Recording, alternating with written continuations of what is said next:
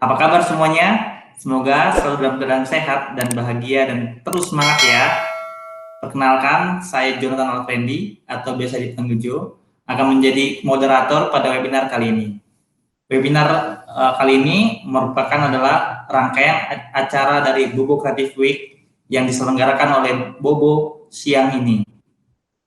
Creative Week adalah acara perayaan Hari Anak Nasional yang diselenggarakan oleh Bobo, Nakita ID, dan Tribun Jatim secara online melalui berbagai platform digital seperti Zoom Meeting, Facebook Live, YouTube Live, dan Instagram Live selama 4 hari berturut-turut hari ini sampai hari Minggu ke depan. Dengan mengusung tema Teman Bermain dan Belajar di Masa Adaptasi Kebiasaan Baru, Bobo Creative Week siap menyajikan berbagai kegiatan yang menghibur sekaligus mengedukasi anak-anak, orang tua, dan guru. Kegiatannya akan berupa seperti webinar parenting, webinar guru, online improvement untuk anak-anak sekolah dasar, storytelling, musik performance, dan juga ada nostalgia Bobo, dan ada berbagai kompetisi untuk anak-anak dan penampilan anak Indonesia berbakat. Serta ada juga awarding competition and music performance oleh bintang tamu yang luar biasa yaitu Superstar Kids. Wah, banyak sekali kegiatan di Bobo Kreatif kali ini. Jadi kita ikuti semua rangkaian acara dimulai dari tanggal 23 sampai 26 Juli 2020 di akun Majalah Bobo, di akun medsos Majalah Bobo, di YouTube dan di Facebooknya. Acara ini didukung oleh Kementerian Pendidikan dan Kebudayaan dan juga kami berterima kasih kepada para sponsor yaitu Mola TV, Jovi, Live serta rekan-rekan yang turut mendukung acara ini yaitu Faber Castell, Coklat Dilan, Doremi Kids, Mil Kita, Microsoft Indonesia, Kumara Studio, Yayasan Nurinara, Rumah Dongeng Pelangi, Rumah Sakit Ibu Anak, Bunda Citra Ananda Ciputat, Star Media Nusantara, dan partner lainnya. Sebelum kita memulai webinar kali ini, saya akan menjelaskan rangkaian acara selama 90 menit di depan. Pertama, akan ada pemaparan materi, sesi pertama oleh Mas Eko Nugroho, dilanjutkan sesi tanya jawab yang pertama, kemudian pemaparan materi yang sesi kedua, kemudian tanya jawab sesi kedua, lalu kesimpulan dan closing. Peraturan dalam webinar kali ini yaitu yang pertama, semua peserta wajib menonaktifkan audionya atau unmute. Kemudian sesi presentasi oleh narasumber akan dilakukan selama 2 sesi. Jika para peserta ingin bertanya, silakan tulis pertanyaan di kolom chat atau kolom komentar dengan format nama, spasi, domisili, spasi, pertanyaan. Semua peserta wajib menggunakan nama asli ya. Pertanyaan akan dijawab oleh narasumber pada sesi tanya jawab. Para peserta dapat aktif selama webinar berlangsung. Adapun latar belakang dari webinar kali ini yaitu pandemi COVID-19 yang melanda sejak 5 bulan terakhir ini mengubah kebiasaan kita, terutama pada bidang pendidikan.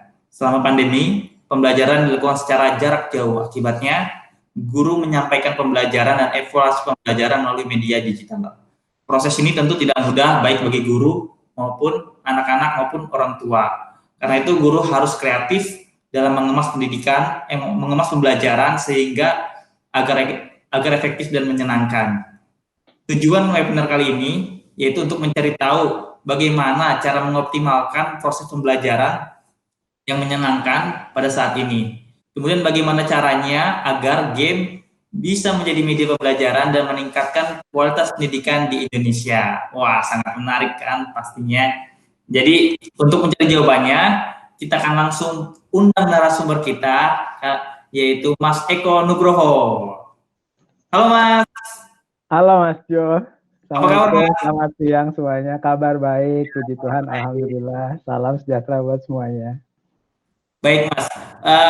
Bapak Ibu, sekedar informasi, Mas Eko Nugroho ini adalah praktisi game based learning dan juga pendiri dari Kumara dan Ludinara Group. Kalau boleh tahu Mas, Kumara dan Ludinara ini seperti apa ya, Mas?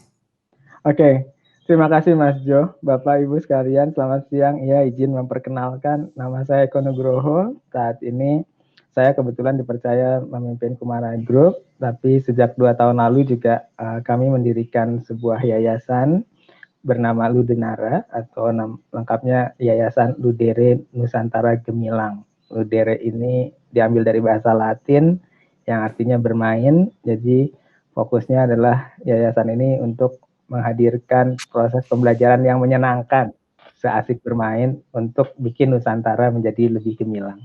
Nah, jadi sebenarnya ini bagian dari mimpi kami untuk bisa menghadirkan proses pembelajaran yang menyenangkan untuk semua orang, karena kita ya kami yakin bahwa sebenarnya itu proses belajar itu sesuatu yang sangat-sangat menyenangkan dan harus bisa kita hadirkan seluas-luasnya untuk banyak orang. Jadi yang dilakukan di Ludenara, juga yang dilakukan di Kumara secara umum adalah memperkenalkan hal tersebut, Mas Jo, ke sebanyak mungkin pihak. Jadi sesi hari ini pada dasarnya juga kami mengucapkan terima kasih ke teman-teman Bobo, ke teman-teman Nakita, ke teman-teman Tribun Jatim juga untuk inisiatif yang keren ini, dan juga untuk semua partner. Saya pikir kita harus lebih banyak ruang untuk sama-sama menyuarakan pentingnya menghadirkan pembelajaran yang baik untuk semuanya.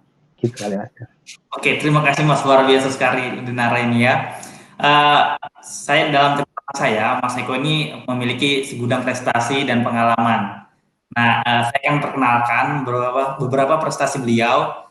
Eko Nugroho lahir di Karawang 23 April 1980. Ia pernah kuliah di Universitas Pajajaran dengan jurusan statistik, lalu melanjutkan studinya di University of Kaiserslautern di Jerman, kurang lebih selama 9 tahun mengambil jurusan matematika. Kemudian ia pernah menjadi pembicara dalam konferensi game di berbagai negara di dunia. Lalu juga menjadi konsultan game board dan kini menjadi CEO of Kumara Group. Wow, keren sekali. Jadi untuk para Bapak Ibu dan para peserta, teman-teman peserta lainnya, pasti beliau ini sudah malang melintang di dunia pergaman dan pembelajaran. Jadi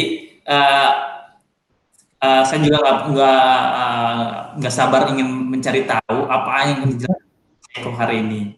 Jadi Mas, seperti yang saya sampaikan sebelumnya, menurut Mas Eko sebagai orang ahli yang dalam bidang game based learning, gimana sih caranya biar guru bisa optimal dalam menyampaikan proses pembelajaran yang menyenangkan agar siswa tidak bosan dan lebih semangat lagi ketika belajar secara jarak jauh seperti situasi saat ini.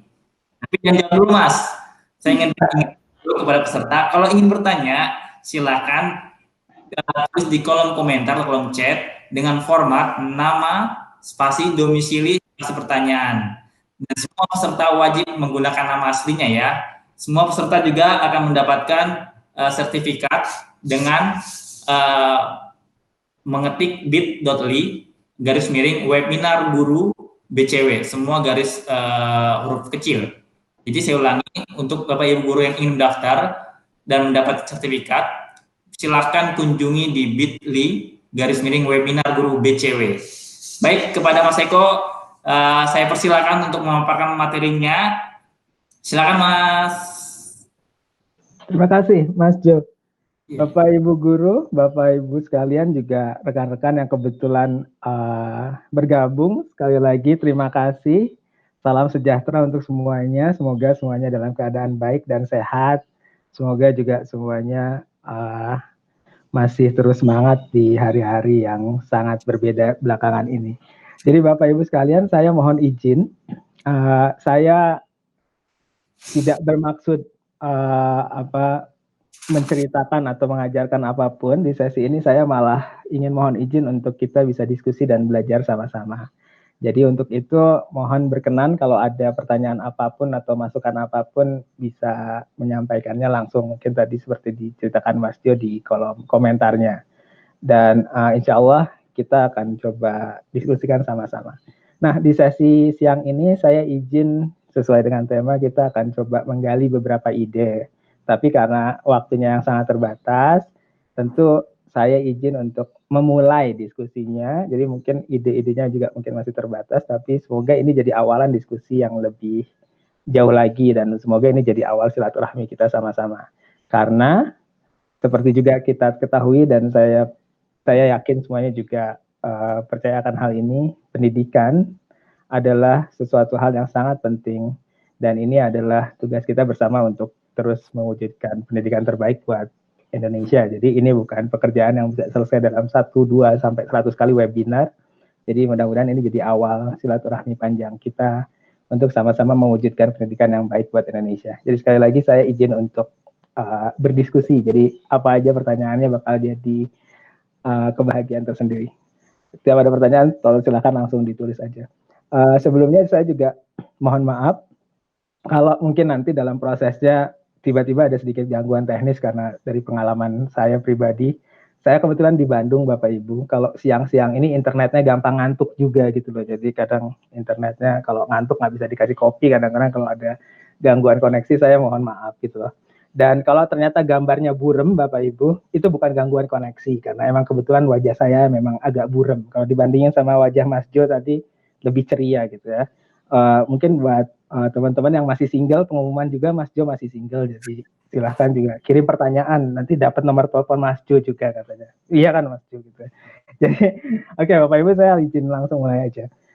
Nggak bisa dipungkiri kita menghadapi tantangan baru, katanya eranya baru, tapi mungkin pertanyaannya bukan masalah eranya baru atau lama. Mungkin saya ingin mulai dengan diskusi yang pertama, itu adalah guru di era baru. Ini tuh sebenarnya harus seperti apa sih? Bapak Ibu, saya ingin koridorkan dulu definisi gurunya. Jadi guru di sini adalah secara umum. Siapapun Anda yang kemudian terlibat di proses pendidikan dalam bentuk apapun, dalam kacamata saya Anda adalah seorang guru. Yang artinya kita, semua orang tua adalah juga guru. Jadi balik lagi, jadi pertanyaan ini sebenarnya adalah untuk saya pribadi dan juga untuk kita semua. Guru di era baru, kita di era baru, ini harusnya seperti apa? Nah, inilah yang ingin saya diskusi sama-sama, gitu ya. Jadi mari kita diskusi sama-sama seperti ini. Nah, untuk itu saya nggak punya banyak teori, Bapak Ibu. Tapi saya izin cerita apa yang saya dan keluarga lakukan di masa-masa ini. Jadi sejak Maret lalu kami bekerja di rumah. Jadi itu percaya atau tidak, Maret itu kami baru aja mendarat di Jakarta, dan kayak beberapa hari, mungkin 3 hari setelahnya Jakarta tidak boleh keluar masuk orang. Jadi itu satu titik di baru, ya ampun, untung kita udah keluar Jakarta, kita baru mendarat, terus 3 hari kemudian Jakarta nggak boleh ada orang keluar masuk gitu. Jadi itu momentum yang sangat shocking lah buat kami. Dan sebenarnya tahun ini juga tahun yang sangat besar Bapak Ibu buat kami. Jadi ada beberapa rencana dan ada rencana besar, dan tiba-tiba semua rencana itu harus ditunda. Jadi boleh dibilang ini sesuatu yang luar biasa buat saya, buat keluarga.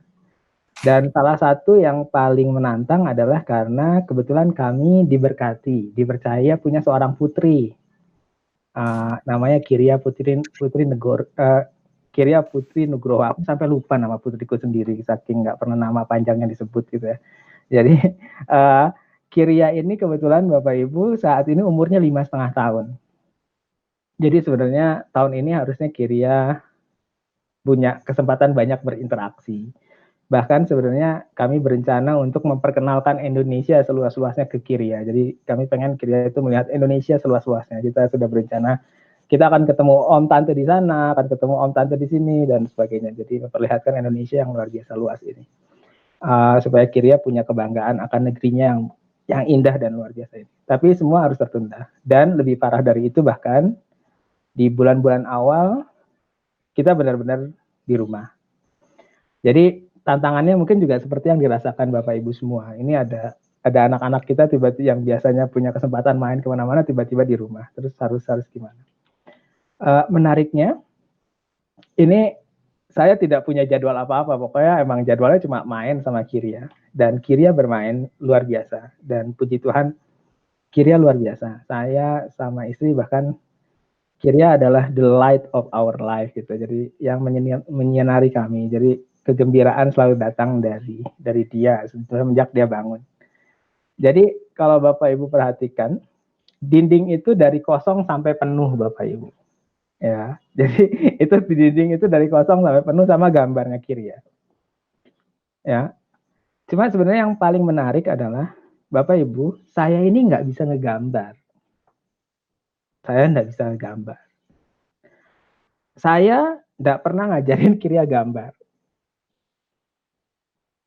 Jadi Kiria pada dasarnya secara umum ngelakuin itu semua sendiri. Belajarnya dari mana saya nggak tahu Bapak Ibu. Emang Mas Eko sih nggak pernah merhatiin. Iya mungkin juga sebenarnya kayak gitu. Tapi saya nggak tahu, pokoknya tiba-tiba putri saya tuh udah gede aja, udah bisa gambar dan gambarnya bagus banget. So somehow dia menemukan cara untuk belajar menggambar sendiri. Lebih dari itu Bapak Ibu, sebenarnya karena kita kerja dari rumah, saya tuh selalu punya komitmen jam 5 tuh selesai kerja gitu. Terus ya pokoknya harus selesai, terus kita coba biasanya ngopi di halaman depan.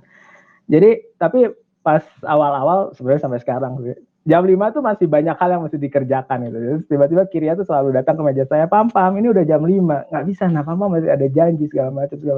Dan tiba-tiba satu hari Kiria itu datang, dia bilang, "Pam, Teteh," kita bilangnya Teteh mau bikin janji sama Pam, minjem laptopnya. Terus dia bikin ngetik sendiri di Google Calendar saya, terus bikin janji gitu.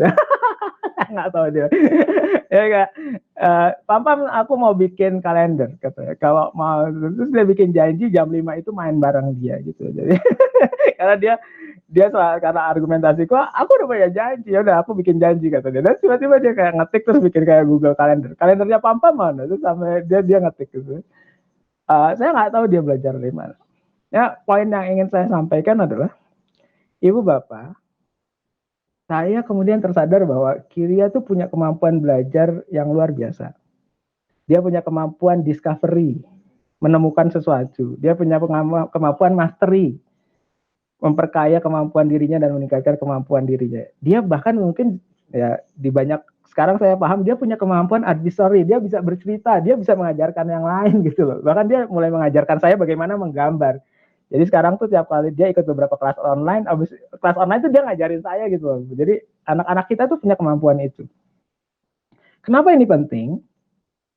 Karena mungkin nggak bisa dipungkiri, saya sebagai orang tua kadang lupa kalau anak-anak kita itu punya kemampuan itu.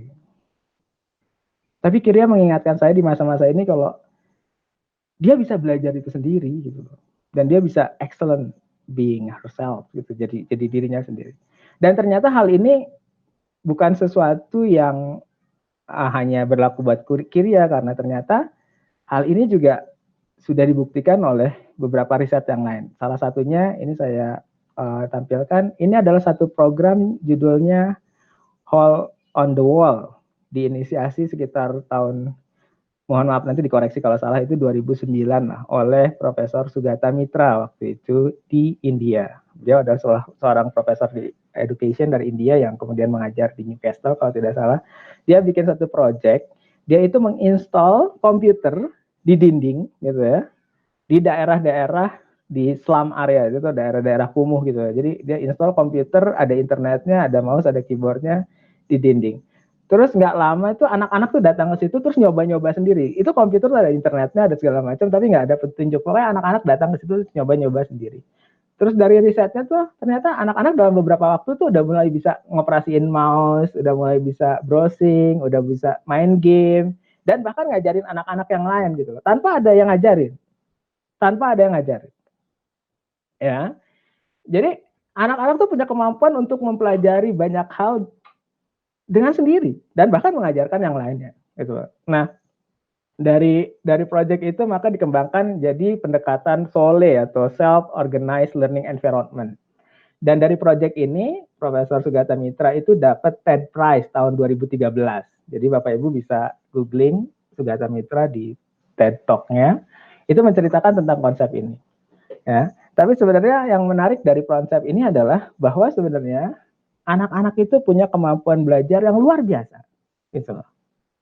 Nah, kenapa ini penting? Karena mungkin satu hal yang kadang kita lupa adalah hal tersebut, bahwa sebenarnya anak-anak kita tuh punya kemampuan belajar yang luar biasa.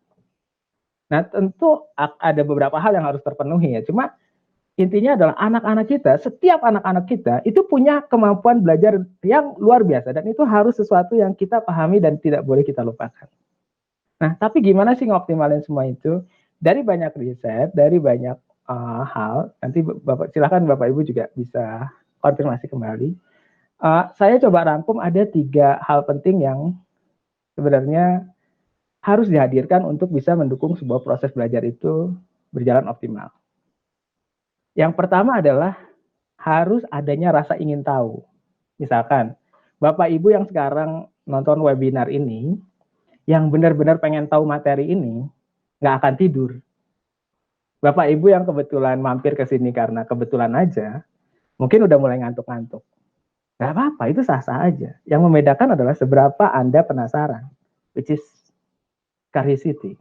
Dan good news-nya Bapak Ibu, berita baiknya adalah anak-anak kita nih nggak kekurangan curiosity, benar-benar nggak kekurangan curiosity. Dari mereka lahir itu, mereka tuh punya rasa ingin tahu yang luar biasa besar. Gitu. Jadi anak-anak kita tuh nggak pernah kekurangan curiosity sebenarnya. Hal yang kedua yang dibutuhin adalah tentu accessibility atau akses. Akses terhadap apa? Terhadap konten, terhadap proses dan lain sebagainya. Yang ketiga itu adalah generosity atau dukungan, kemurahan hati. Gitu loh. Nah, sayangnya yang terjadi adalah anak-anak kita tuh punya curiosity yang gede banget ya. Aksesnya mandek Bapak Ibu. Kayak roda ini misalkan ya. Kalau Bapak Ibu perhatikan roda ini, kebayangkan kalau kemudian curiosity gede, aksesnya mandek, rodanya kan nggak bisa muter, ya nggak? Atau akses ada, curiosity ada, dukungannya nggak ada, mandek ya nggak bisa muter juga, ya nggak Bapak Ibu? Jadi ngejawab pertanyaan tadi sebenarnya guru di era baru seperti apa? Mungkin Bapak Ibu, ini untuk kita diskusikan. Yang kita butuhkan adalah satu adalah guru yang generous, orang tua yang generous, orang tua yang ngasih dukungan. Atau mungkin kita bahasakan deh, kita mungkin butuh guru yang memanusiakan. Guru yang ngelihat anak-anaknya sebagai manusia yang utuh, yang punya kemampuan, yang punya segala yang diperlukan untuk jadi lebih baik lagi. Bukan cuma kayak kertas kosong atau kayak robot yang bisa diatur-atur, bukan, tapi guru yang memanusiakan bahwa setiap anak itu punya kemampuan dan punya kekuatannya sendiri. Mungkin itu yang kita butuhkan. Guru yang generous, guru yang memanusiakan, guru yang mampu memberikan dukungan. Mungkin juga yang kita butuhkan selanjutnya adalah guru yang memerdekakan. Dan yang mungkin juga kita butuhkan adalah guru yang membahagiakan. Kita akan coba bahas itu satu demi satu. Baik lagi, guru yang memanusiakan itu apa sih sebenarnya? Sebenarnya kan Bapak Ibu, ini sesuatu yang sangat mendasar. Dan mungkin ini kan yang sebenarnya diingatkan oleh founding father kita. Ya Hajar menekankan, tugasnya kita bukannya 3 ya. Ingarso sung tulodo. Waktu kita di depan, waktu kita emang lebih mampu, tugas kita kan memberi teladan. Kalau kita ingin anak-anak kita baca, daripada ribut nyuruh baca buku dong, jangan main handphone terus. Kenapa nggak kita mulai dengan kitanya dulu yang baca buku Bapak Ibu? Loh, sekarang kan kayaknya nggak fair. Kita pengen anak kita sering baca buku, kitanya sibuk main handphone. Lah halu. Gitu. Bukannya harusnya ingarso sing tulodo ya. Kita pengen anak kita belajar, kapan terakhir kita nunjukin ke anak-anak kita kalau kita itu belajar? Kita pengen anak-anak kita semangat belajar, kapan terakhir nunjukin ke anak-anak kita kalau kita tuh semangat belajar dan belajar itu nyenengin, coba. Bukannya harusnya ingarso sing tulodo ya. Pas kita mampu ya kasih teladan. Kalau kemudian anak-anak kita sama mampunya seperti kita, mulai dewasa, tugas kita kan ing madio mangun karso. Katanya kalau di tengah kita memberi semangat, nah, pegangan tangan, setara. Gitu. Dia bisanya apa kita apresiasi, kita nggak bisanya apa ya kita sadari. Begitu kita satu titik, anak-anak kita tuh pasti lebih jago dari kita. Ngapain ngehalangin mereka? Ya udah pasti kita akan kalah kok sama mereka gitu. Kalau di belakang bukannya harusnya tuturi handayani ya. Dan ibu bapak, bukannya itu yang jadi logo Kementerian Pendidikan kita ya, tuturi handayani. Jadinya adalah tugas kita tuh ngasih dorongan. Karena mungkin ini bentuk pengakuan bahwa kita tuh satu titik nggak akan bisa lebih baik dari anak-anak kita. Atau dibalik, anak-anak kita tuh pasti lebih baik dari kita. Akui itu, kasih mereka dorongan. Tuturi handayani. Jadi guru yang memanusiakan tuh yang kayak gimana sih? mungkin yang melakukan perannya kembali ke fitrahnya. Ing Arso Sung Tulodo, Ing Madio Mangunkarso, Tuturi Handayani. Dan kayaknya itu bisa, kita semua bisa. Cuma emang saya pribadi sering lupa Bapak Ibu, jadi mungkin kita bisa sama-sama mengingatkan. Guru yang kedua adalah guru yang memerdekakan. Ini artinya apa sih? Bapak Ibu, ini adalah data pengguna atau berapa banyak apps atau konten yang dirilis dalam 1 menit dari World Economic Forum. Jadi perbandingan antara tahun 2018 sampai 2019. Mungkin gambarnya terlalu kecil, tapi saya lihat Instagram itu ada 100 tahun 2018 ada 174.000 orang yang scrolling Instagram. Tahun selanjutnya itu naik 2 kali lipat, Ibu Bapak, 347.000. Dan seterusnya, semua angka-angka ini nunjukin apa sih? Bahwa konten, bahwa informasi itu tumbuh, bahwa ilmu pengetahuan itu tumbuh, dan teknologi itu membukakan semua hal tersebut. Jadi artinya saat ini Bapak Ibu, kita itu punya unlimited option untuk belajar dan mengakses banyak informasi dimanapun. Seperti Bapak Ibu sekarang nonton webinar ini, Bapak Ibu bisa sambil buka Netflix, buka yang lain. Ibu Bapak punya unlimited option. Itu loh. Artinya, kita nggak bisa klaim bahwa apa yang kita pahami itu yang paling benar, udah nggak bisa lagi. Dan bahkan juga, atau mungkin lebih parah, bahwa kamu tuh cuma harus dengerin saya, nggak bisa lagi Bapak Ibu. Karena sekarang kita semua, apalagi anak-anak kita, itu punya segala pilihan untuk belajar dan mengakses apapun yang mereka mau. Kita harus memerdekakan mereka. Nah, tapi definisi merdeka itu bukan kemudian segalanya bebas. Ibu, Bapak, memerdekakan itu di setiap hal, kebebasan itu pasti beriringan dengan tanggung jawab. Ketika kita memerdekakan anak-anak kita buat belajar, kita tuh harus menanamkan tanggung jawab itu belajarnya seperti apa. Memerdekakan anak-anak kita bukan berarti melepaskan mereka menjadi liar belajar apapun. Memerdekakan anak-anak kita dan membekali mereka dengan kemampuan belajar hal-hal yang baik untuk mereka, kemampuan untuk memilah, memilih, dan membangun kebaikan untuk diri mereka. Cuma kan kadang kita lupa, kita sendiri mungkin belum mampu buat merdeka belajar. Guru yang memerdekakan. Guru yang membahagiakan itu apa sih sebenarnya? Bapak Ibu, banyak data sekarang ngasih tahu kalau sebenarnya anak-anakku stres gitu. Apalagi dengan kondisi saat ini.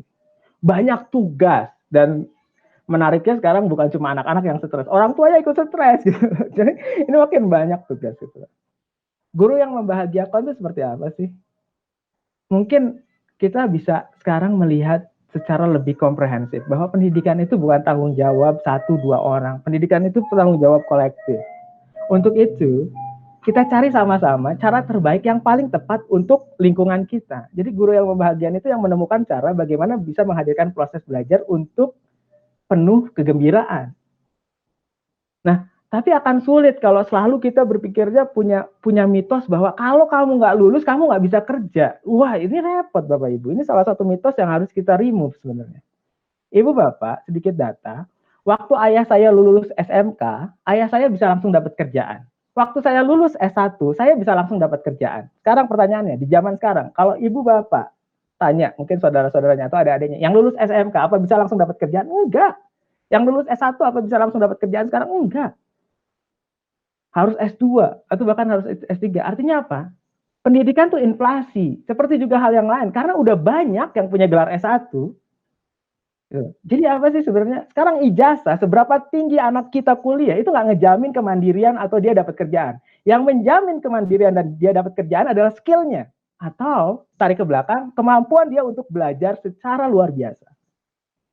Jadi mungkin Bapak Ibu, guru yang membahagiakan itu yang kemudian bisa memberi contoh dan mengingatkan bahwa belajar itu harus gembira. Belajar itu sesuatu yang menggembirakan, supaya kemudian dia punya semangat belajar yang nggak henti-hentinya. Dan dengan semangat belajar yang nggak henti-hentinya itu, dia insya Allah akan punya kemandirian yang luar biasa.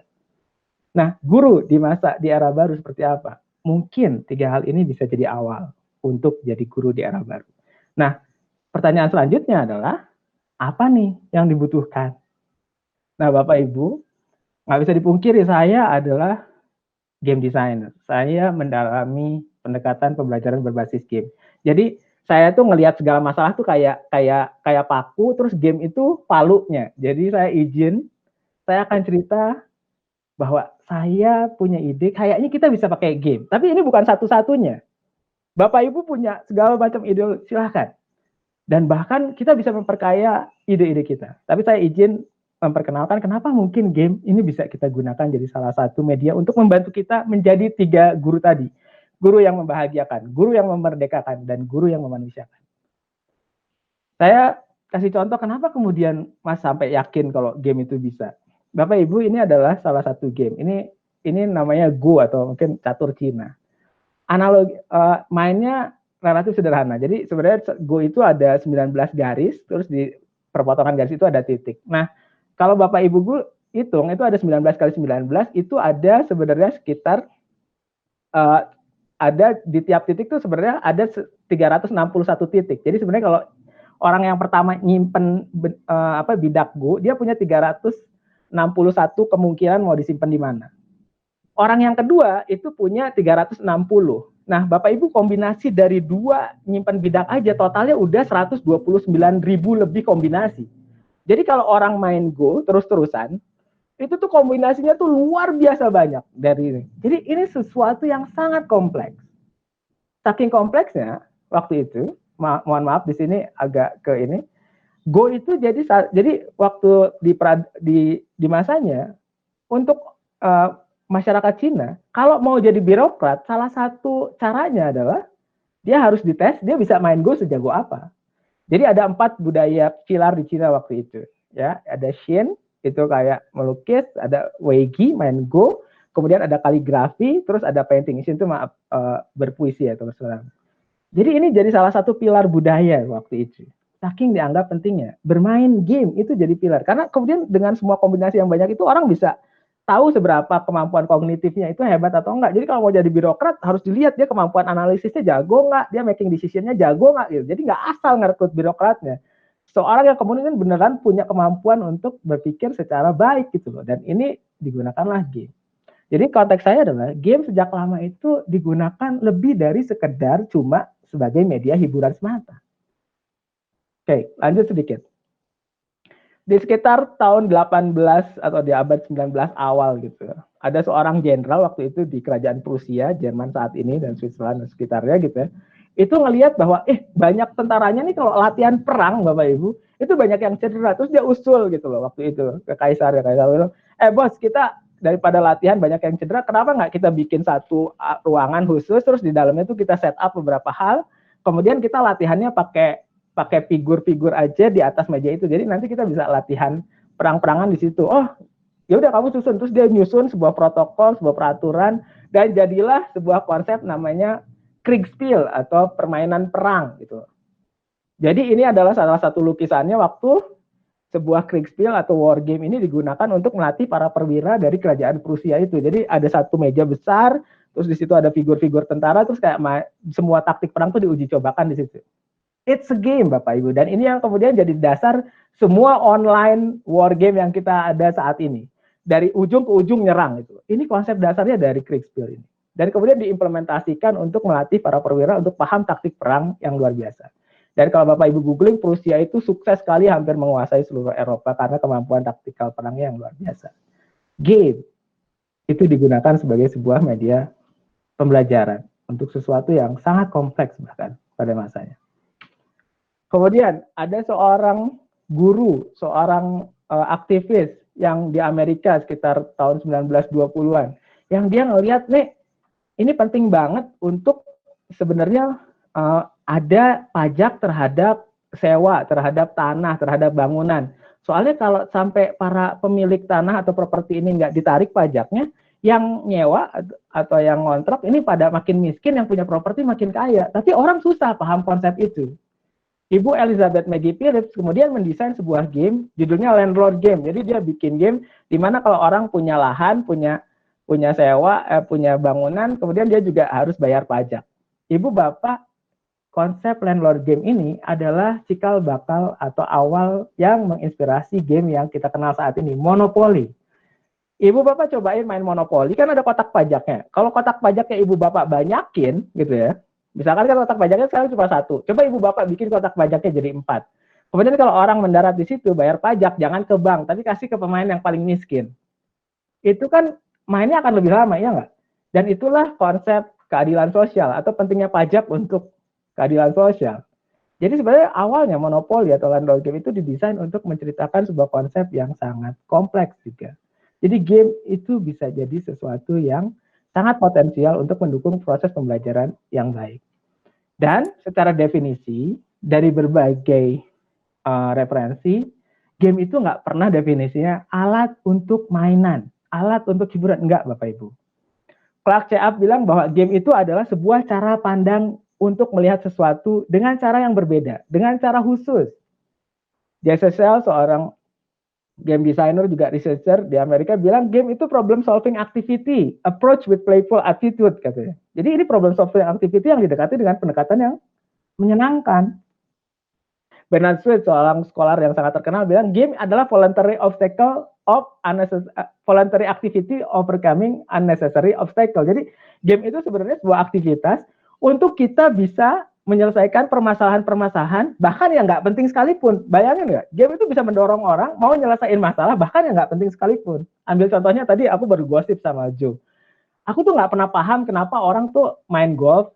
Main golf kan susah Bapak Ibu. Bolanya kecil, masukin lubang yang jaraknya jauh banget, pakai alat yang setengah mati gitu loh, ujungnya gitu. Itu kan unnecessary obstacle, ya nggak? Tapi orang tuh suka mainnya gitu. Nah, kalau game bisa bikin orang mau nyelesain masalah yang nggak penting, bukannya harusnya game juga bisa kita pakai buat bikin orang nyelesain masalah yang maha penting, ya nggak? Itu. Dan that's the potential of game. Tapi lebih dari itu, balik lagi ke konteks guru tadi yang membahagiakan, yang memerdekakan, yang memanusiakan. Kita kemudian, kenapa kemudian saya propose kita bisa gunakan game?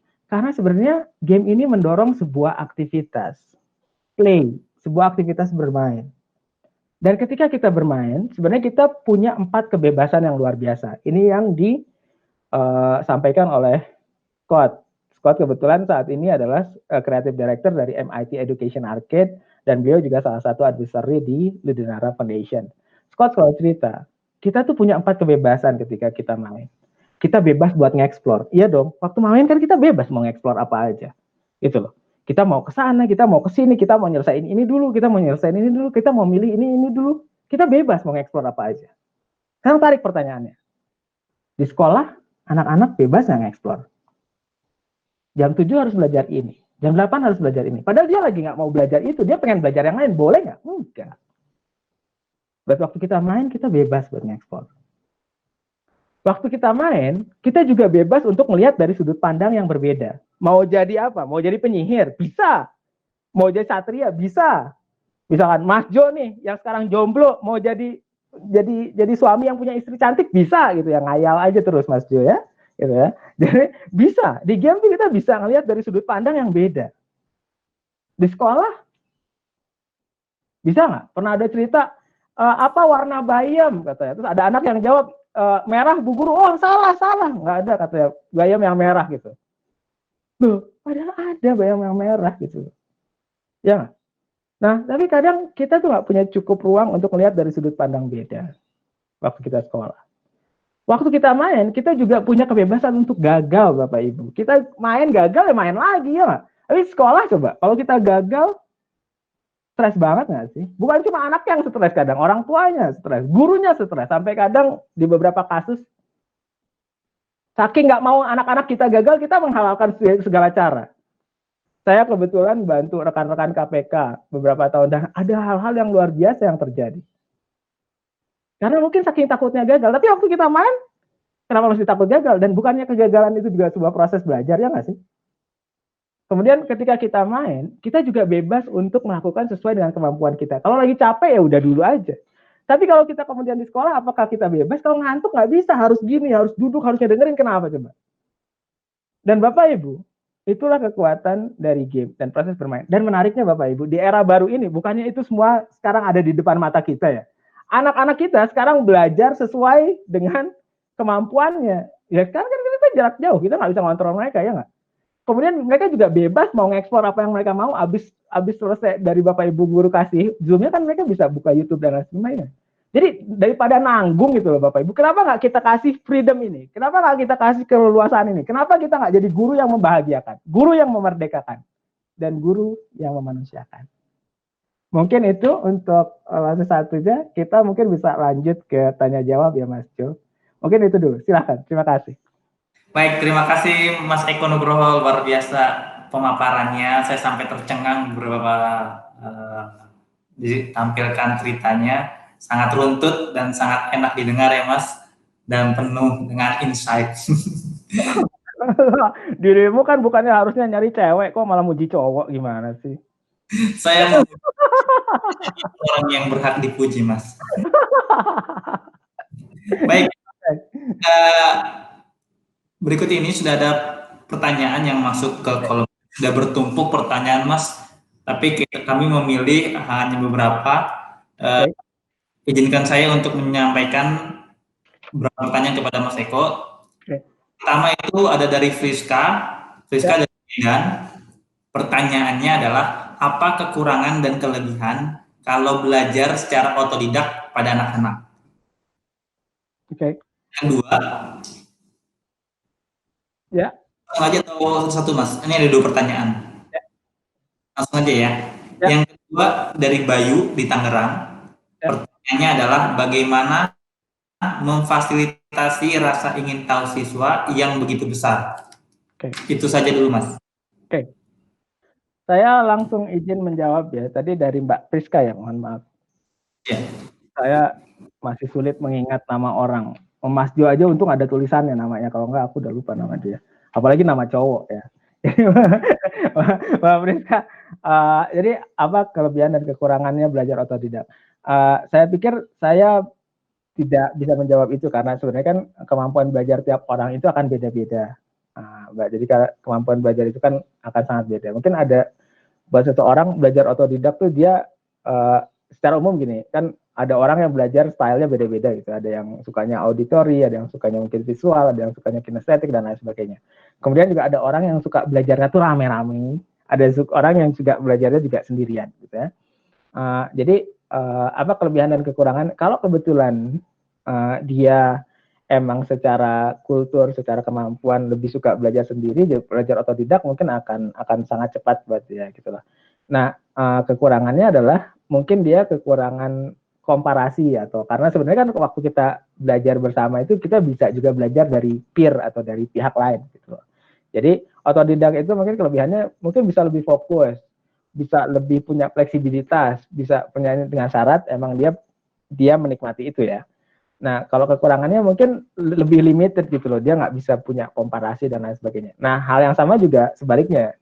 Ini sebenarnya berlaku sama secara umum. Sekarang pertanyaannya, apakah lebih baik anak-anak diajarin satu hal secara mendalam atau banyak hal sekaligus gitu? Balik lagi, kita harus paham dulu gitu loh kemampuan anaknya seperti apa. Dan dua-duanya ada kelebihan dan juga mungkin ada kekurangannya. Tapi nggak usah dipusingin gitu loh, karena ada riset juga sekarang yang mulai muncul adalah sebenarnya cara yang terbaik adalah dalam konteks pendidikan adalah kita menyediakan apa yang diminati. Jadi maksudnya mau otodidak atau apa sebenarnya nggak masalah selama sebenarnya dia mempelajari apa yang dia minati. Dan kalau dia sudah mempelajari apa yang dia minati, dia akan bisa menikmati. Kalau dia sudah menikmati, maka dia akan punya kemampuan untuk mastery. Kalau dia udah punya kemampuan untuk mastery, satu titik kita tinggal channeling itu dia punya kemampuan buat adversary atau menyebarkan. Dan itu nantinya malah jadi lebih baik dibanding kita ngasih dia sesuatu yang mungkin dia kurang minati. Nah, ini ada beberapa referensi buat itu. Mungkin Mbak Priska kalau ada waktu bisa baca bukunya Sir Ken Robinson, judulnya Creative School. Di situ salah satu argumentasinya adalah juga yang tadi gitu ya. Jadi mungkin ada baiknya kita tawarkan sesuatu yang diminati oleh anak didik kita untuk kemudian menghadirkan semangat belajar yang lebih tinggi. Jadi mungkin kelebihan dan kekurangannya sekali lagi saya pikir itu ada pasti, tapi sekali lagi mungkin konteksnya lebih baik kita fokus aja dengan apa yang bisa membuat anak atau murid kita nyaman untuk belajar. Yang pertanyaan yang kedua adalah bagaimana untuk memfasilitasi rasa ingin tahu yang tinggi dari murid-murid kita. Ya, Bapak, Ibu, mungkin saya cerita aja. Kiria itu, jadi Jadi kita tuh punya movie night Bapak Ibu, tiap Jumat, Sabtu itu movie night. Artinya mulai jam 7:30 kita boleh pilih filmnya, kemudian kita nonton bareng sampai jam 9. Bapak Ibu kalau kebetulan filmnya itu berbahasa Inggris, kita tuh selalu nanya, Pam Pam, itu dia ngomong apa? Itu ngomong apa? Itu kayak every minute ngomong apa? Dia nanya terus gitu. Kan kita yang nonton juga kan jadi agak kayak nggak bisa dipungkiri, nanya terus ya nak. Tapi tiap menit itu juga, tiap kali Kia nanya, tiap saya mulai kesel atau mulai malas jawab, saya sadar bahwa pertanyaannya ini adalah bentuk rasa ingin tahunya. Dan bagaimana memfasilitasinya, yang saya lakukan di Movie Night itu jawab aja sebisa dan semampu saya. Jadi saya coba jawab sebisa semampu saya. Jawab sebisa semampu saya. Sehingga Kiria paham bahwa saya tuh coba mengimbangi rasa ingin tahunya. Dan saya tuh bersyukur dengan rasa ingin tahu yang dia miliki. Artinya, mungkin Bapak Ibu, selama kita masih bisa mengimbangi rasa ingin tahunya, memberikan apa yang dia ingin tahu, dalam konteks kebaikan tentunya, kasih aja. Ketika kita nggak mampu, ya kita jelasin aja. Karena sebenarnya anak-anak kita paham kok kalau kita berusaha memberikan itu. Dan mereka akan lebih mengapresiasi. Nah, jadi secara sederhana bagaimana memfasilitasi rasa ingin tahu anak-anak kita? Satu, paling gampang adalah ibu bapaknya jangan berhenti punya rasa ingin tahu juga, gitu. Yang kedua adalah ayo imbangi itu, kasih mereka, fasilitasi mereka, support mereka untuk kemudian bisa mendapatkan apa yang mereka ingin ketahui sebisa kita. Kalau kita kemudian nggak mampu, nggak apa-apa, ngakuin aja, tapi kita berikan minimal doa dan dorongan supaya rasa ingin tahunya nggak berhenti. Mungkin gitu, ya. Oke, Mas Jo, silakan. Masih di mute seperti ya, Mas Jo. Baik Mas, terima kasih. Oke. Ada lagi nih Mas yang bertanya nih, mungkin karena para pesertanya antusias sekali dengan pertanyaan yang cukup berat juga. Jadi ada dua di sini yang bisa mungkin Mas sharingkan atau diskusikan. Pertanyaan ketiga itu dari Susan dari Jakarta. Ya. Pertanyaannya adalah, adakah cara game sederhana yang mungkin bisa dilakukan tanpa tatap muka dengan anak demi menciptakan suasana belajar yang menyenangkan? Yang ketiga, yang keempat, apa Ya. lanjutkan? Aku izin jawab dulu ya, karena yang ini seru. Karena yang ini seru. Oke. Ibu Susan, terima kasih pertanyaannya. Kalau ditanya, ini seru karena kebetulan saat ini di Ludenara kami sedang mengembangkan konsep game schooling for teacher. Jadi game schooling for teacher itu kita mengembangkan beberapa teknik bagaimana supaya guru bisa menghadirkan proses pembelajaran interaktif bahkan ketika tanpa tatap muka lah sebenarnya. Jadi kebetulan saya bukan ahlinya. Kalau di kami ada ibu kepala sekolahnya namanya Ibu Augie. Jadi nanti ibu bapak kalau tertarik bisa langsung kontak teman-teman Ludenara buat ngobrol. Kebetulan nanti Sabtu itu ada salah satu programnya di untuk game schooling for teacher ini. Nah, nanti bisa dibahas ini. Tapi konkretnya gini, sebenarnya Bapak Ibu, kita tuh bisa menghadirkan, paling gampang kan gini, kalau sekarang Bapak Ibu pakai WhatsApp, kan Bapak Ibu bisa bertanya lewat WhatsApp, ya nggak? Bikin kuis sederhana, ya kan? Gitu kan? Itu paling gampangnya kan bikin kuis sederhana. Bahkan sekarang kan ada banyak apps, quizzes, whatever gitu ya. Tapi kalau kita misalkan menggunakan WhatsApp gitu, kan sebenarnya kita bisa bikin konsep namanya, kalau game itu kuis itu sebuah game ya. Kita bikin kuis sederhana. Tapi coba kita berpikir lebih kreatif sedikit. Kenapa kuisnya tuh mesti cuma tanya jawab? Kan kuis bisa divariasiin, misalkan ibu bapak misalkan ya, misalkan gambar, ambil foto gambar, misalkan kita pelajaran IPA ya. Misalkan ibu bapak ambil foto misalkan adalah sebuah foto seekor binatang, misalkan ABC, misalkan katak lah. Ibu bapak misalkan gambar foto katak. Oke, anak-anak silahkan coba bikin gambar katak misalkan gitu ya, atau bikin bentuk seperti katak tadi, benda-benda dari yang ada di rumah gitu loh. Terus biarin anak-anak submit di WhatsApp-nya juga gitu. Jadi mungkin pakai sendok, pakai apa, tapi dibentuk seperti katak.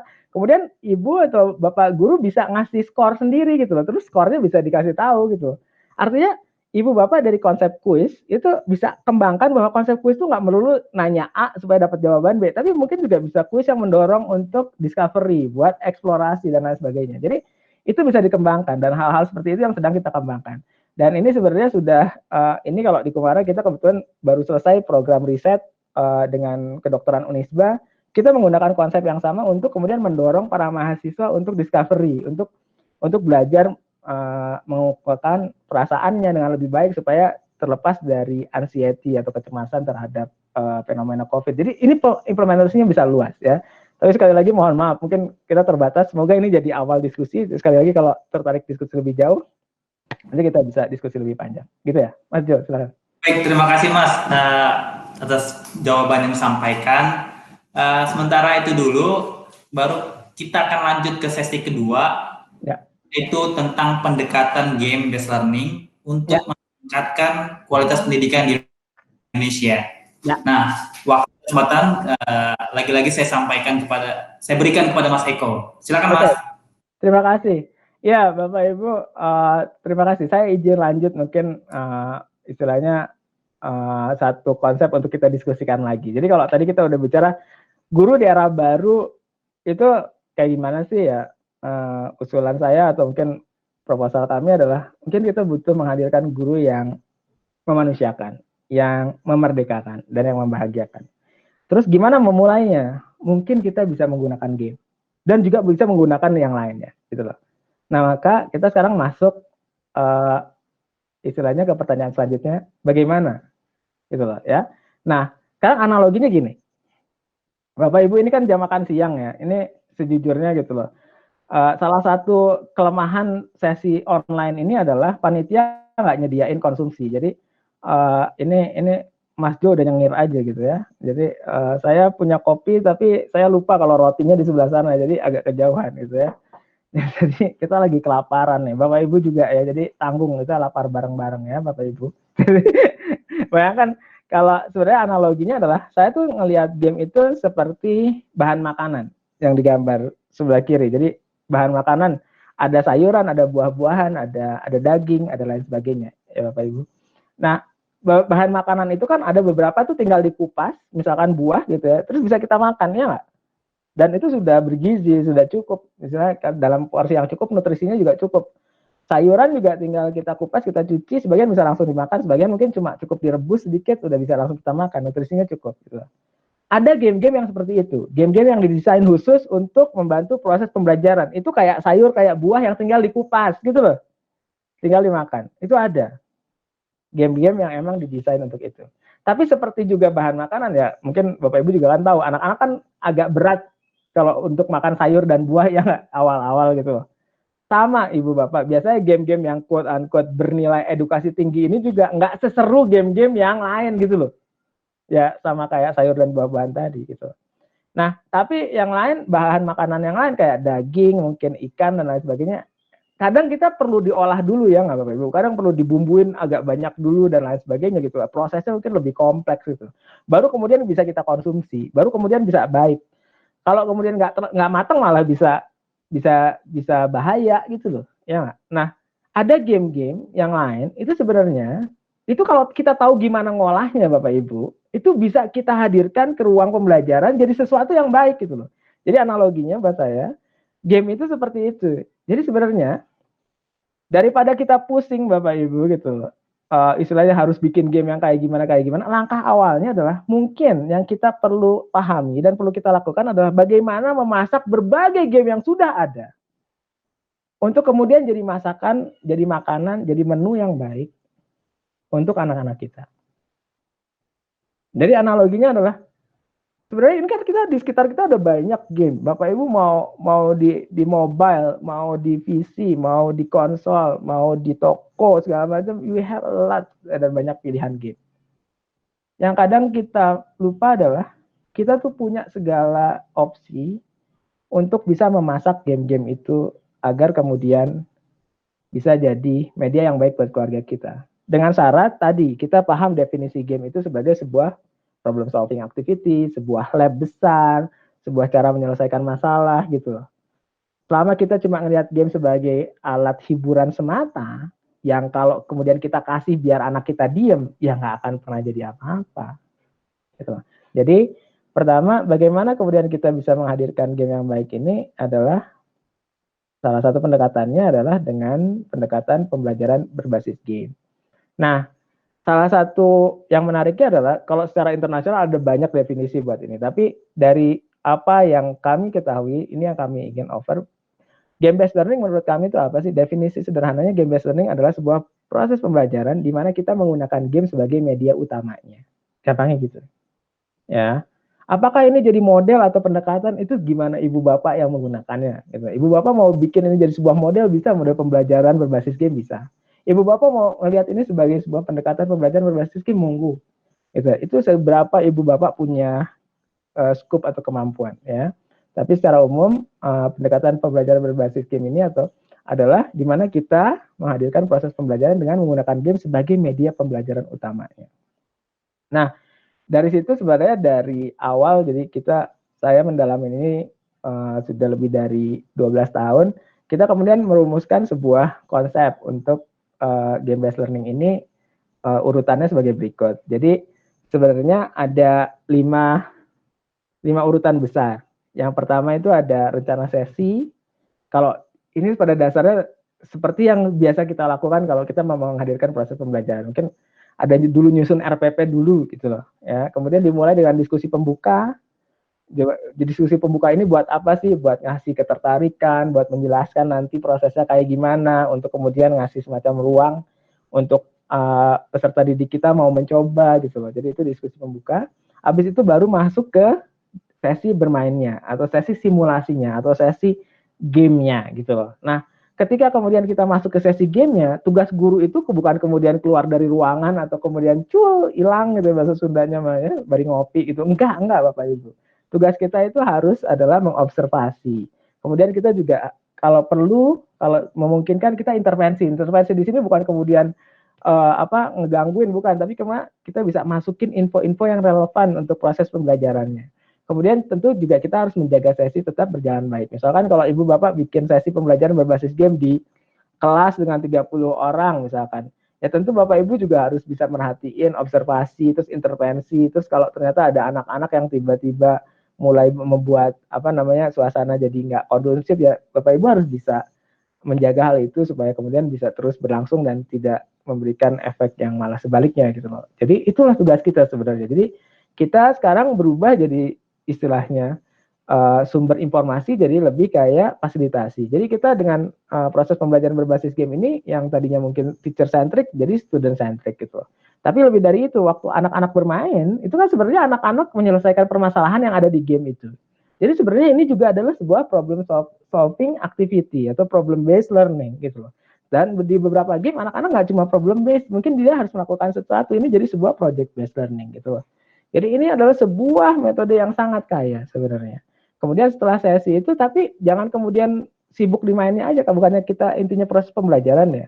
Artinya di setelah bermain itu anak-anak kemudian harus diajak untuk berdiskusi, untuk kita ajak refleksi, kita bangun sebuah proses debrief di mana dia bisa bisa merangkai segala experience learning yang sudah dia dapat itu jadi sebuah pemahaman baru, sebuah pemikiran baru gitu loh. Dan itulah konsep diskusi penutupnya. Dan kemudian jangan lupa setelah itu yuk kita evaluasi sama-sama supaya proses pembelajaran ini bisa kemudian dihadirkan dengan lebih baik lagi. Nah, inilah secara sederhana protokol game based learning yang saat ini kita kembangkan. Nah, tapi protokol ini kan kesannya kompleks. Enggak. Ini semua sangat fleksibel dan ini bisa disesuaikan dengan apa yang Bapak Ibu biasa lakukan di kelas. Loh, gamenya harus khusus ya? Enggak, gamenya bahkan bisa menggunakan existing game yang ada. Ibu bapak punyanya kartu apa? Kartu remi, bisa dipakai buat ini. Ibu bapak punya kartu gaple, bisa. Loh, bisa gitu mas? Bisa, kenapa enggak? Coba rencanain deh, kenapa enggak gunain kartu gaple buat misalkan penjumlahan, buat pengurangan kan bisa. Coba dipikirin deh sedikit, pasti bisa. Nah, tapi kemudian untuk itu kan sebenarnya yang dibutuhin apa sih? Yang dibutuhin adalah perencanaan yang baik gitu. Nah, ini yang jadi masalah kadang. Kadang kalau kita melihat game cuma sekedar alat main-main, kan kita jadi nggak ngelihat butuh buat merencanakan, ya nggak sih? Ya dong. Maksudnya gini, saya selalu berargumentasi, Mas, kata kamu game itu punya nilai positif, bisa bikin orang belajar banyak hal. Mana buktinya? Saya sering main game, tapi nggak pernah tuh saya bisa lebih baik. Selalu kayak teman-teman nanya gitu. Pertanyaannya, mungkin dibalik, kapan terakhir kita, orang dewasa, ini main gamenya serius? Maksud main game serius gimana sih? Kapan terakhir Bapak Ibu main game itu dandan dulu, makan dulu, gitu loh, bersihin meja dulu, siap-siap dulu pakai parfum, baru main game? Kapan? Kan nggak pernah. Iya nggak? Loh, kalau kita nggak pernah serius ngelakuin sesuatu, kenapa ngarep ada manfaatnya, ya nggak?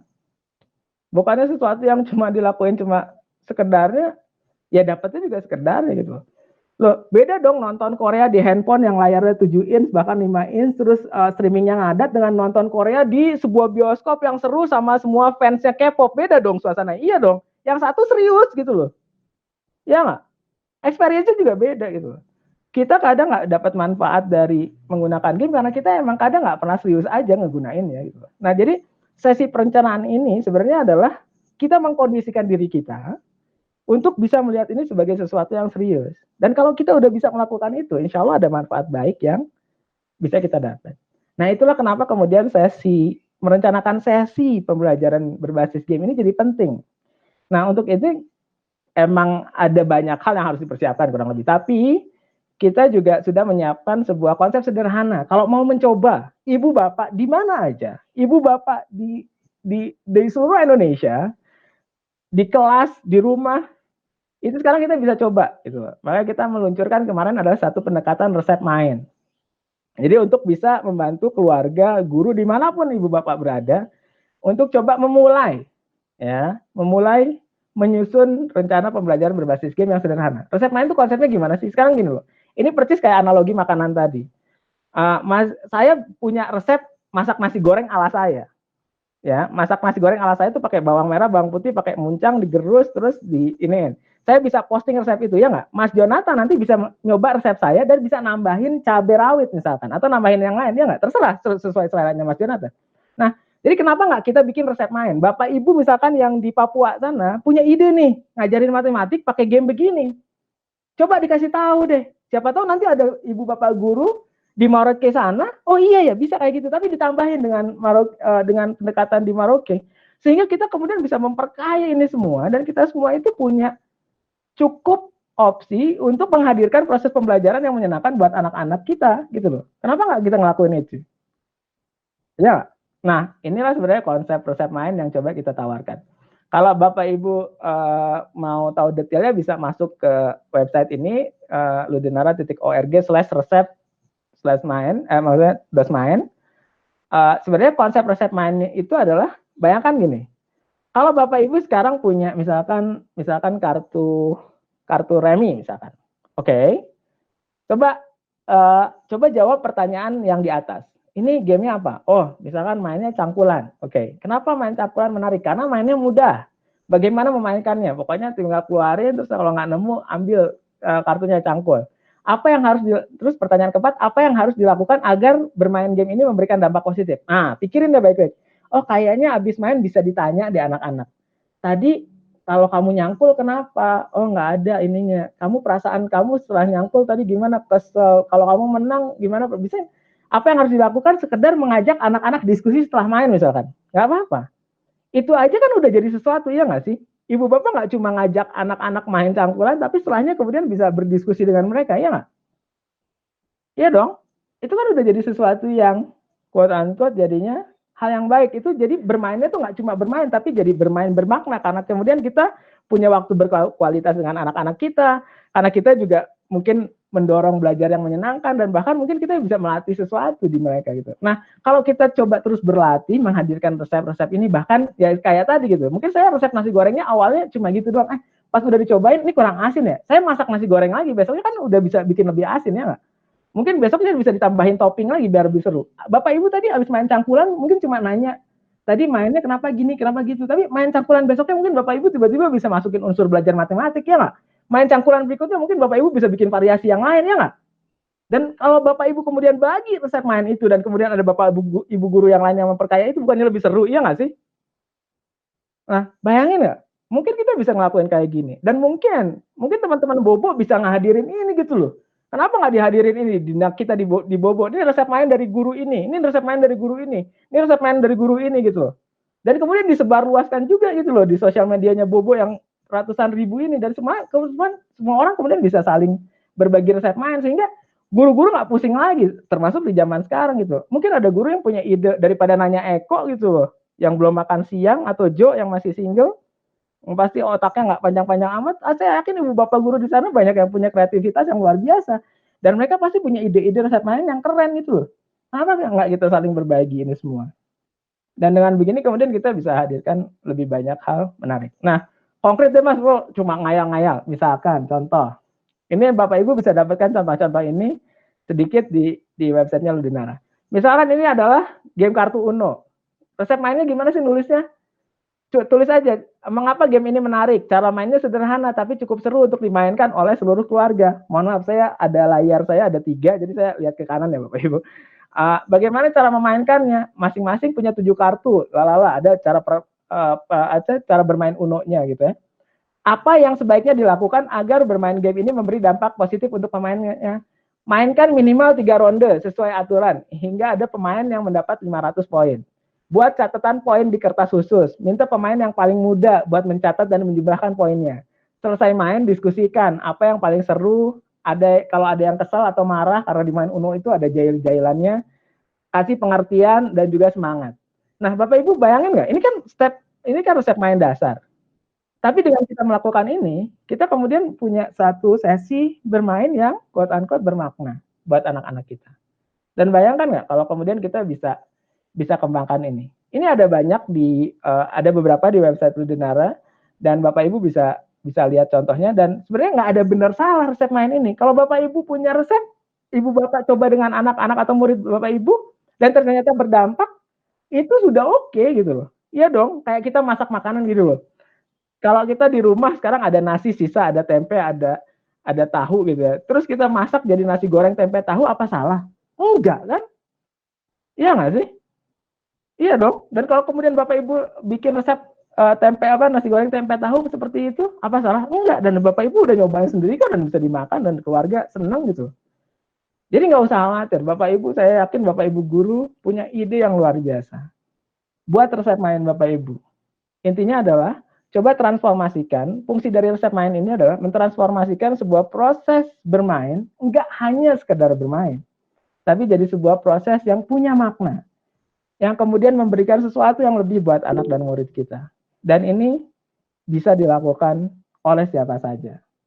Jadi saya malah berharap selesai sesi ini, kita bisa sama-sama mengembangkan resep main kita sama-sama. Karena bayangkan nggak, kalau misalkan nggak usah repot-repot deh, ada 1000 guru aja yang bikin resep main. Kita punya 1000 variasi proses pembelajaran berbasis game, ya nggak sih?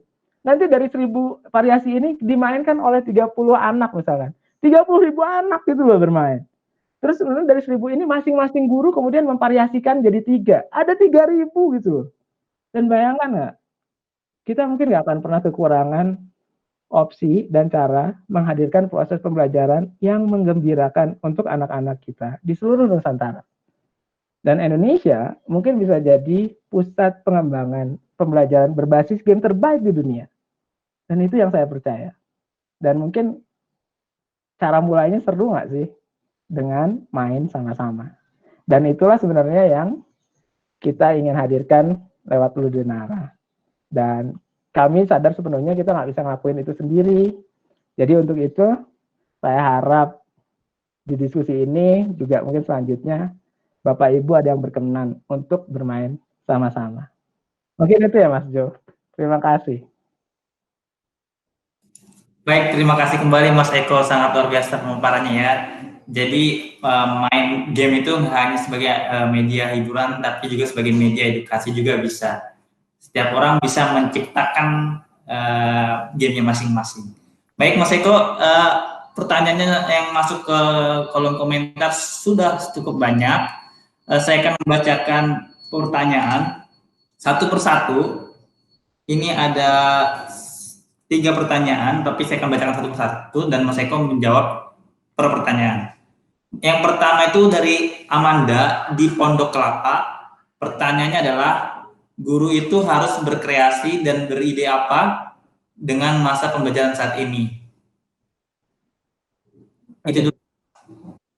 Oke. Terima kasih ya Mas Jo.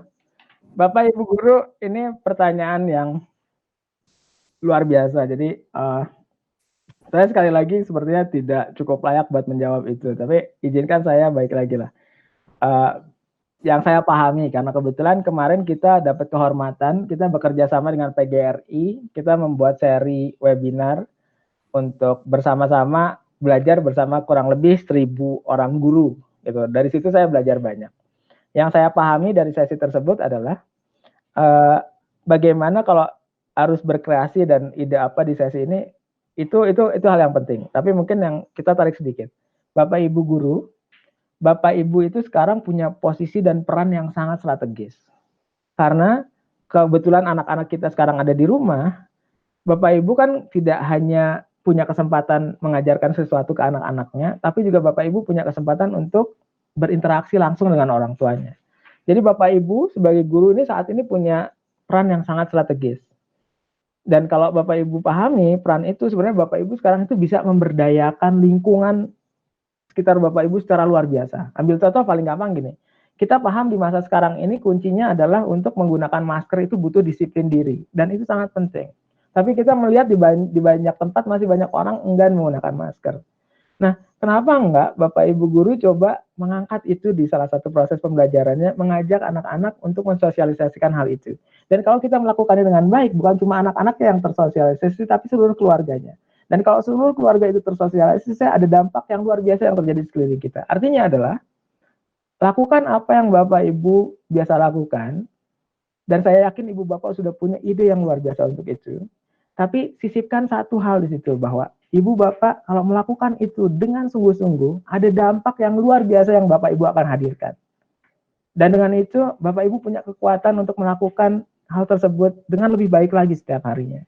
Jadi kalau ditanya harus bagaimana, saya yakin lakukan apa yang Ibu Bapak sudah lakukan saat ini sepenuh hati, lebih baik lagi. Dan itu aja insya Allah udah cukup.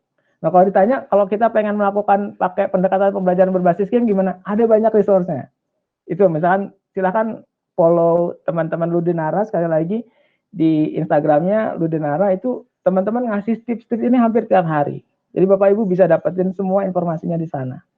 Ya, tapi mungkin paling sederhananya lakukan apa yang Bapak Ibu sudah lakukan secara luar biasa, lebih baik lagi karena peran Bapak Ibu sekarang sangat penting. Dan berbanggalah buat itu, bersyukurlah. Saya yakin ini semua akan jadi hal yang luar biasa. Mungkin itu Mas Jo. Baik, terima kasih Mas Eko, sudah terjawab dari pertanyaan dari Amanda. Selanjutnya ada pertanyaan dari Yuni Astuti dari Malang. Wah, wow, sekali nih. Pertanyaannya, bagaimana cara membentuk karakter siswa melalui games dan mengurangi sifat siswa yang ingin semua serba instan akibat teknologi? Wah. Oke, terima kasih. Saya langsung jawab ya Ibu, terima kasih. Yang luar biasa adalah kayak seminggu sebelum pandemi ini kita baru mampir di Malang. Jadi Malang sesuatu kota yang selalu dekat di hati. Jadi semoga dalam waktu dekat juga bisa mampir lagi. Jadi terima kasih. Oke, bagaimana menggunakan game untuk melatih karakter siswa? Ini yang menariknya Ibu. Ketika anak-anak bermain, sebenarnya dia punya banyak kesempatan. Kita juga sebagai guru dan orang tua punya banyak kesempatan untuk menuangkan banyak hal. Saya sekali lagi, ya kalau kita bicara teknis ada banyak. Cuma saya izin cerita, salah satu yang paling, buat saya paling dekat ya. Satu hari itu saya pernah, ya kebetulan dapat kesempatan di negeri tetangga kita. Waktu itu lagi di subway, kita di kereta bawah tanah. Kemudian di depan saya tuh ada seorang ibu dan anaknya. Anaknya tuh main handphone aja, Bu. Main handphone gitu ya. Main game udah pasti gitu ya. Soalnya mukanya tuh lagi serius banget gitu ya. Wah, ini terus ibunya tuh geser-geser kayak ngeliatin handphone anaknya gitu pelan-pelan gitu. Ibunya nih, ini saya ada di seberang mereka jadi wah, terus saya dalam hati ini pasti didamprat nih, bentar lagi didamprat nih. Anaknya soalnya main handphone itu nggak berhenti-berhenti, Bu. Terus saya mikir ini pasti didamprat nih bentar lagi. Tapi tahu nggak apa yang kemudian si ibu lakukan? Bukannya dia mendamprat anaknya, kamu jangan main game terus dong gitu. Tapi si ibu malah bilang, itu di sana ada monsternya, di sana ada monsternya, hati-hati. Si ibunya tuh kasih tahu ke anaknya kalau di sana ada monsternya, ada monsternya. Terus anaknya tuh jadi bereaksi gitu. Tuh di sana ada lagi. Si ibunya tuh ikut seru gitu. Ini kita bicara di kereta bawah sana ya. Ibunya ikut seru. Itu tuh, nah di sana ada lagi gitu. Terus si anaknya gitu, terus tiba-tiba si anaknya tuh kalah gitu. Terus ya kata ya anaknya kalah, terus anaknya tuh ngeliat ibunya, terus ibunya yang dilakukan ibunya, terus ibunya peluk, no worry katanya. Let's start again. Jadi ibunya bilang jangan khawatir, kita coba lagi. Ibu bapak, ini kita bicara anak yang main game di handphonenya, di kereta bawah tanah. Tapi apa yang dilakukan sang ibu tadi menekankan bahwa kasih sayang, kesabaran, dukungan. Dan itu sebuah scene yang luar biasa. Itu tuh sebuah gambaran yang luar biasa. Saya yakin sang anak tuh paham apa yang ibunya lakukan. Dan bukannya itu jadi kemudian terpatri di hatinya bahwa saya punya ibu yang penyayang. Saya juga harus jadi seseorang yang penyayang. Artinya itu kan contoh yang ekstrim lah. Tapi sebenarnya ketika kita bermain bersama anak-anak kita tuh bisa menunjukkan banyak hal. Dan ketika kita bermain ada banyak kesempatan. Satu, kesempatan pertama adalah mengakui bahwa anak kita tuh emang punya kelebihan, ada yang jago, lebih jago dari kita waktu main, ya. Kesempatan yang kedua adalah untuk mengakui bahwa kita tuh bisa belajar dari mereka. Dengan begitu anak-anak kita tuh melihat bahwa kita juga belajar. Kesempatan yang ketiga adalah untuk kemudian merasakan kegembiraan dari proses. Karena yang penting pas main itu kan waktu main ya, bukan selesainya. Ya nggak? Dan dengan gitu kita bisa menekankan ke anak-anak kita untuk menikmati proses. Dan kalau kemudian anak-anak kita punya kemampuan untuk menikmati proses, bukannya ini jadi sesuatu yang luar biasa. Soalnya kan sekarang repot Bapak Ibu. Kita selalu berpikir apa-apa tuh serunya kalau udah selesai. Misalkan teman-teman yang lagi SMA mungkin, wah ini SMA berat banget nih, nanti kalau udah lulus mah enak. Pas udah lulus masuk kuliah mikirnya, aduh kuliah mah ribet nih, kalau udah lulus enak. Terus pas udah lulus kuliah, aduh sial belum punya kerjaan, nanti kalau udah punya kerjaan enak. Pas udah punya kerjaan, aduh sial nih kerjaannya. Itu selalu kita tuh mikir, wah kalau udahan enak, tapi nggak pernah enak gitu loh. Kenapa nggak dibalik? Kenapa nggak kita mikir bahwa every minute and every second of our process itu menyenangkan? Dan kita nggak nyampe ke situ, karena mungkin kita nggak dikasih kesempatan buat belajar itu. Daripada mikir, kalau udah lulus enak nih, kenapa nggak mikir tiap hari datang ke sekolah tuh enak, seru. Daripada mikir, nanti kalau udah kerja enak, kenapa waktu kuliah itu nggak dipikirin betapa serunya kuliah. Kenapa nanti kalau udah resign dari kerjaan enak, kenapa nggak dipikirin bahwa kita tuh bisa menikmati setiap detiknya di tempat kita bekerja. Dan ketika kita bermain, sebenarnya kita kemudian belajar untuk menikmati setiap prosesnya. Dan bahwa salah itu nggak apa-apa. Dan mungkin dari situ aja udah banyak hal yang mungkin bisa kita hadirkan sama-sama. Ya nggak? Mungkin itu Mas Jo. Baik, salah itu tidak apa-apa. Terima kasih Mas. Pertanyaan selanjutnya dari Mira Nur Pratiwi dari Cimahi. Pertanyaannya, adakah aturan tertentu saat kita membuat game sendiri agar sebuah game bisa efektif menunjang proses pembelajaran?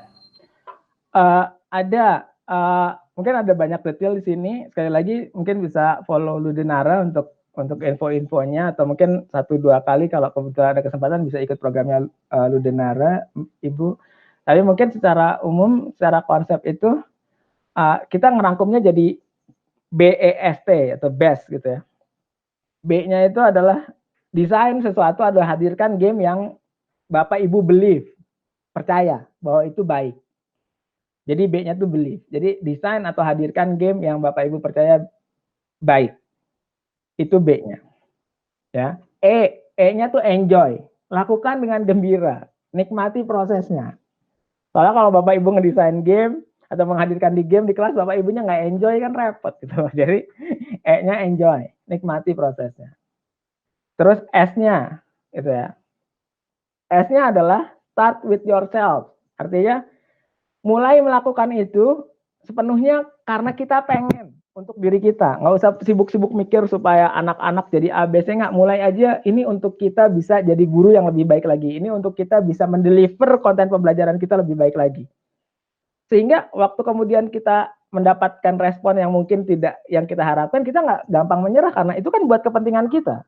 Kalau kita udah di depan mikir, saya pengen bikin game supaya anak ini bisa lebih jago matematik. Pas udah dicobain, anaknya nggak jago matematik kan jadi nyerah, ya nggak? Tapi kalau kita bikin game untuk kemudian kita bisa belajar menghadirkan materi matematik secara lebih nyenengin untuk diri kita sendiri. Kalau ada yang bilang, ini kurang nyenengin, kan nggak apa-apa. Ini buat diri kita sendiri malah jadi input yang berarti, ya nggak? Jadi S-nya start with yourself. T-nya yang terakhir adalah try to be better. Ya, try and try again. Jadi coba terus, jangan. Jadi BEST. Jadi believe, enjoy, start with yourself, Bapak Ibu, kemudian try to be better. Jadi secara teknis di situ diturunin, tapi secara fundamental itulah konsepnya. Gitu ya. Gitu Mas Jo. Silakan. Baik, terima kasih Mas Eko, sangat luar biasa juga pemaparannya. Pertanyaannya sudah dijawab semua pada sesi kedua ini. Terima kasih banyak Mas.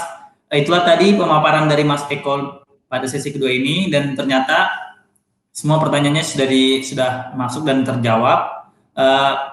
Pertanyaan yang belum terjawab mungkin nanti bisa dijawab di lain waktu sama Mas Eko dengan register di bit.ly langganan webinar guru BCW. Saya ulangi, bit.ly webinar guru BCW. Nah, setelah sesi kedua ini selesai, Mas, adakah closing statement dari Mas Eko tentang pendekatan media, tentang game sebagai media pembelajaran yang kita bahas ini? Oke. Terima kasih Mas Jo. Bapak Ibu sekalian, sekali lagi terima kasih untuk kesempatan diskusinya. Jadi sekali lagi seperti disampaikan di depan, saya harap ini jadi awal untuk diskusi kita yang berkelanjutan, karena menghadirkan pendidikan yang berkualitas untuk Indonesia ini tugas kita bersama, dan ini nggak mungkin diselesaikan dalam waktu singkat. Tapi kalau kita nikmati setiap detiknya, kenapa mesti bingung? Buat saya pribadi ini adalah proses yang menyenangkan, dan akan lebih menyenangkan kalau kita bisa melakukannya sama-sama. Itu yang pertama. Yang kedua, Bapak Ibu, saat ini kita bisa melihat masa ini sebagai masa yang sangat menantang. Tapi di lain sisi kita juga bisa melihat ini sebuah kesempatan untuk kita belajar banyak hal baru, termasuk juga menghadirkan banyak hal baru. Dan ini juga momentum terbaik untuk kita benar-benar coba melihat segala hal dari sudut pandang yang baru, termasuk potensi game, termasuk bagaimana peran game di pendidikan, termasuk bagaimana kita bisa mengoptimalkannya. Bapak Ibu, saya percaya Indonesia ini bisa jadi negeri yang luar biasa. Dan bahkan saya selalu cerita ke semua mahasiswa saya, ke semua tim saya, Indonesia adalah negeri terbaik di dunia untuk menghadirkan game yang bisa memberikan dampak positif untuk masyarakat. Kenapa? Karena kita punya bahan terpenting. Kita punya semua masalah yang ada di dunia. Jadi Indonesia ini kita punya semua masalah yang ada di dunia. Artinya itu juga kesempatan untuk kita berkontribusi, untuk kita ngasih solusi, dan untuk kita menghadirkan game-game terbaik untuk negeri. Bukannya akan seru ya Bapak Ibu, kalau kita bisa bikin solusi dengan cara-cara yang mengembirakan. Dan lebih dari apapun, kemudian kita bisa menghadirkan proses belajar yang seru, yang bisa dinikmati. Proses belajar seasik bermain. Dan seperti halnya semua proses bermain, bukannya juga akan lebih seru kalau kita mainnya sama-sama. Jadi sekali lagi saya mewakili semua tim ingin mengundang Bapak Ibu semua, yuk kita bermain sama-sama buat Indonesia. Dan saya juga ingin mengucapkan terima kasih ke teman-teman di Bobo, nah kita juga teman-teman di Tribun buat kesempatannya menyampaikan hal ini. Jadi semoga kita semua diberkati, niat baik kita mendapatkan ridho dari Yang Maha Kuasa, dan pendidikan di Indonesia bisa jauh lebih baik lagi. Terima kasih Mas Jo. Terima kasih Mas Eko, penjelasannya sangat mencerahkan dan menginspirasi kita semua. Baik Mas, kita sudah hampir di ujung acara, sudah hampir 90 menit kita berdiskusi. Tapi sebelum itu saya ingin menyampaikan beberapa informasi kepada Bapak Ibu semua para peserta di webinar kali ini. Untuk Bapak Ibu atau para peserta yang ingin berlangganan majalah anak di Grid Network, bisa langsung mengunjungi gridstore.id atau bit.ly langganan majalah anak, huruf kecil semua. Kemudian untuk berlangganan majalah anak periode tanggal 23 sampai 26 Juli 2020 di gridstore.id akan berhadiah paket buku masak dan buku cerita anak. Jadi jangan sampai terlewatkan promo ini. Lalu pada masa pandemi seperti ini, kita semua dianjurkan untuk bekerja di rumah, belajar di rumah. Dan selama belajar di rumah, kemampuan motor kita juga harus dilatih. Tentu kita bisa belajar dan berkreasi bersama ayah atau ibu di rumah. Yuk kita lihat keseruannya di Mola TV. Nah, caranya dengan mengakses www.mola.tv atau download aplikasinya. Ada banyak konten di Mola TV, seperti Mola TV Kids yang bisa teman-teman nikmati mulai dari preschool learning, active imagination, young adventure, friendly stories, curious minds, arts and activity, animal kingdom, games, family hingga Garuda Select the Series. Nah, dalam rangka merayakan Hari Anak Nasional, Mola TV punya promo spesial. Minta bantuan, teman-teman bisa minta bantuan kepada kalau anak bantuan kepada ayah dan ibu untuk mendownload aplikasi Mola TV di Play Store atau App Store dan dapatkan paket spesial mulai dari Rp12.000 dengan berlangganan selama 30 hari. Kita juga bisa mendapatkan konten menarik lainnya di Mola TV. Ayo berlangganan Mola TV Kids sekarang dan saksikan konten-konten serunya melalui laptop, tablet, atau handphone bersama orang tua. Dan jangan lupa kunjungi www.molatv.com. Terima kasih. Nah, setelah webinar kali ini, Bapak Ibu para peserta juga bisa mengikuti rangkaian acara Bobo Creative Week selanjutnya, yaitu webinar parenting dengan judul mengenali dan memfasilitasi anak unggul dalam bidang non-akademis. Ikuti semua kelas online di Bobo Creative Week. Bapak, Ibu, teman-teman juga bisa mengajak saudara, anak, atau adik untuk mengikuti acara di Bobo Creative Week. Pantengin terus akun sosial media Bobo. Baik, sebelum saya menutup acara webinar kali ini, saya akan memberikan sedikit rangkuman kepada kita semua. Saya berusaha untuk tidak menyampaikan kesimpulan karena para peserta bisa menarik kesimpulannya masing-masing. Saya akan menyampaikan beberapa poin-poin rangkuman yang yang telah kita diskusikan pada saat ini, yaitu pertama, guru yang baik adalah guru yang memanusiakan, guru yang memerdekakan dan membahagiakan. Caranya tentu dengan mengoptimalkan rasa ingin tahu, akses terhadap proses, terhadap konten, dan juga dukungan kepada anak. Sebab kalau untuk pendidikan, untuk membenahi pendidikan adalah urusan sekampung, itu kata pepatah Afrika. Nah, untuk mengoptimalkan kemampuan anak bisa juga dengan pendekatan game. Game selama ini kita tahu mungkin orang tua mungkin cemas karena dengan game misalnya anaknya jadi enggan membaca buku, enggan berdiskusi, tapi game ternyata sesuai yang disampaikan oleh Mas Eko itu bisa menjadi cara membuat cara pandang terhadap sesuatu itu berbeda, bisa memecahkan masalah, bisa menguraikan masalah dengan cara lain. Dengan begitu kita bisa merangsang rasa ingin tahu anak-anak. Nah, pendekatan game juga bisa kita lakukan dimanapun kita berada. Setiap orang tuh punya bisa merencanakan gamenya masing-masing. Ada bahannya banyak, sekitar bisa jadi kartu remi, kartu Uno, bahkan melalui monopoli juga bisa permainan monopoli. Ada banyak permainan yang bisa kita lakukan. Jadi itulah beberapa rangkuman yang bisa saya sampaikan pada kesempatan ini. Saya ingin menutup webinar kali ini dengan mengucapkan banyak terima kasih kepada narasumber Mas Eko Nugroho atas diskusinya siang ini. Terima kasih juga kepada semua peserta yang sudah berpartisipasi selama webinar, dan juga terima kasih kepada semua pihak yang telah mendukung dan mendukung acara webinar kali ini. Saya Jonathan Alfrendi, moderator webinar menggali ide dan kreativitas guru di masa adaptasi kebiasaan baru dalam kegiatan Bobo Creative Week. Mohon pamit undur diri. Mohon maaf jika ada kekurangan. Selamat siang, salam sehat, tetap di rumah, sampai jumpa. Terima kasih Mas Jo, terima kasih Ibu Bapak semua. Assalamualaikum. Terima kasih Mas Eko, sampai jumpa kembali. Teman-teman, jangan lupa kunjungi website untuk anak ya, bobo.id. Like, comment, share, dan subscribe juga ke channel Bobo yuk!